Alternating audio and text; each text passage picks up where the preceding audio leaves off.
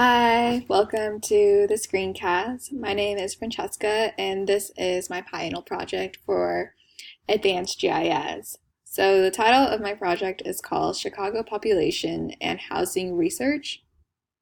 So, let's start with the scope of the project. I'm playing as a role as like a real estate company based in Chicago, where our business is trying to expand the business and also just find like potential housing locations and then also understanding the current market. So to do so, we're looking at how and why geography matters in a city such as Chicago. Then we're also going to be answering two questions.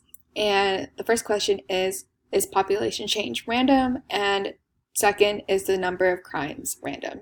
This project is influenced by the law, Tolber's first law of geography, was just about like understanding why geography matters.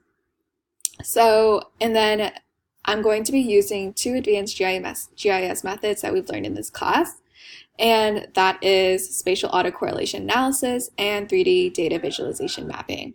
So over here, we're going to start off with the methodology. So to conduct this project, I use those two methods, but then I also use data from the Chicago Data Portal and the American Community Survey, where I found data involving the 2012 population and the 2014 population in Chicago, then also about the number of crimes in Chicago, to show how all these factors contribute to the real estate business. And then we also use data to about like for the 3D data visualization mapping.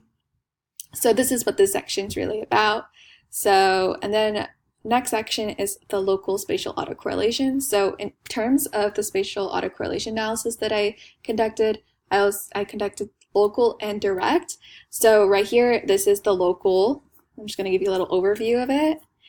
And then so like the local includes significant cluster maps from 2012, and more in the more on scatter plots for 2012, as well as the same for 2014 and over here.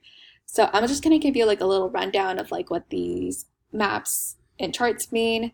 So it kind of just shows how of course the spatial clustering, but also like where the spatial clustering can be found. So for instance, in 2012, we noticed that there is high-to-high clustering in Upper Chicago. But then if we go down to 2014, there is actually a decrease. Like this part over here used to be red, which represents the high-to-high clustering in 2014. So that means there was like a decrease in population in Chicago. And then over here in 2000, so then now let's look at the Moran scatter plots. The Moran scatter plots show that there is actually a positive correlation. So this means that there is a positive LISA, which is LISA stands for Local Indicators of Spatial Autocorrelation. And so that means that neighbors are significantly more similar to each other than they are globally. So the Moran scatter plots can be found here in this website.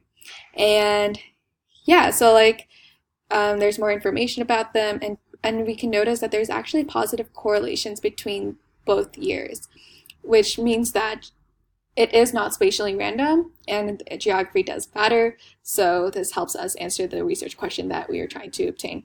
And then over here, it's the same thing, but also with the number of crimes that we see in Chicago. So the Moran scatter plots are different because even though it is positive correlated, there is more spatial clustering. It's not as kind of like more outliers.